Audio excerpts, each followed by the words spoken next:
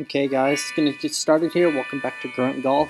Today we're just doing a quick 9 holes at the Shine Shadows at Fort Carson. That was a fitting, start to the series. We'll be definitely doing a bunch of research to see if there's any other golf courses that are in GSPRO that are on military installations. But like I said, today we're doing Shine Shadows. It's gonna be the first 9. Definitely let me know if you want me to do a back 9. But yeah, man, this course is pretty close to home. Was at Fort Carson for 2 years with 223 infantry, and played here a lot. The other PLs and I would go get food at the bar there. But anyways, starting out first hole, and obviously it's going to be a little bit laggy. It's going to get better, but blocked that first shot out to the right, just a little bit of a slice, but didn't end up being too bad. Got by, past that tree, so no worries there. The second shot is just a beaut from the rough. Pretty far out. It's like 150, 160 out, and just absolutely nailed the green, man. If I could get my wedges or iron spin a little bit more, we'd be good. It'd stop there. But anyways, getting to the second hole. Again, working on that slice, that block. So blocking that one straight out to the right again. Didn't like that much going into the rough, but it's GSPRO, so you can find it. Gonna play the smart chip here and just chip it out, nothing crazy. Not going to try to do anything magical because I know how GSPRO works with the rough there. But get a little lucky here with the cart path and get it rolling into the fairway. And then this next shot is just absolutely gorgeous. 75 out, 7 iron, and I'll just let you guys watch it.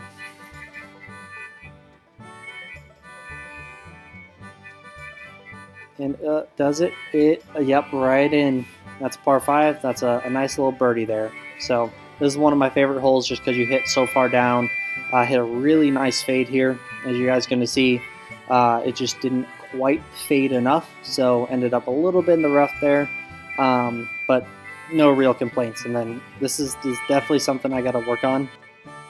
As you guys can see here, I'm going to slightly, block this one out to the right. It's a shank. I'll totally admit that. That should have been an easy pitching wedge in, and instead of shank it off the hosel. So it's all good. Gonna chip it on here for a nice little bogey, and then let me know if you guys want me to actually start putting it out. I can do that, but I'm not sure if you guys wanted me to do that just because it takes longer. I want to make these videos shorter than longer. So next hole, this one's hard, so it's going uphill, and this was honestly a pretty straight one. Actually drew it back in and had a good shot in, and tiny bit in the rough, but who cares? So this next shot should be really, really easy, and it's a really good shot, but the problem is I duffed it a little bit, so as you'll see, I'm gonna come up a wee bit short here, unfortunately. So now again scrambling for a par, but hopefully we can get in that circle and continue. Boom, as you see, just straight on in, no problems there. So I'm feeling good about myself. I'm like, I got this. This is going to be another hole-in-one right here. And then as you'll see, boom, shank. I got the case of the shanks with this round right here. But you know what? This next shot is such a good recovery shot. I do such a good job of just, flopping over the trees. I don't think I could have shot it better. I opened the face as much as I could. So I think that was a really good shot, and then chip on here for a nice little one putt and a bogey. And you know what? I'm definitely not going to complain about a bogey on this one. Okay, and then this one, I finally learned to hit my drive straight. But the problem is I hit it straight into a tree. But luckily I get a pretty good bounce off, and I'm going to stop right in the rough there. Tricky little shot around this tree in the rough. Let's see how I do. Barely missed the tree there, and have a nice little draw in.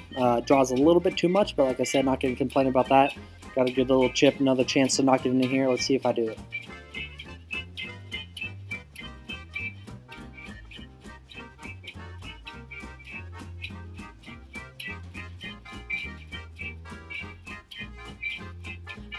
Good little chip there, but unfortunately rolls right past to the left, but got in that one putt zone, so no real concerns there. And then next par 3, 153, hitting that 9 iron, want to trickle on, and what a shot. shot, man. I mean, right where I needed it. Bounce left, and then, trickles right in.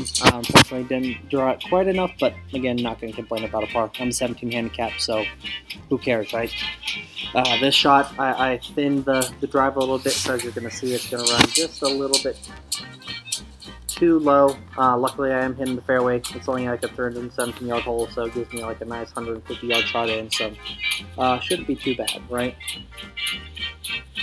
So this next shot, as you're going to see again, just going to make a real nice block out to the right.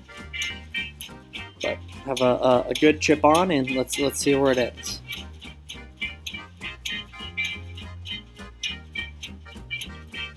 Boom, got it in that 2-putt zone.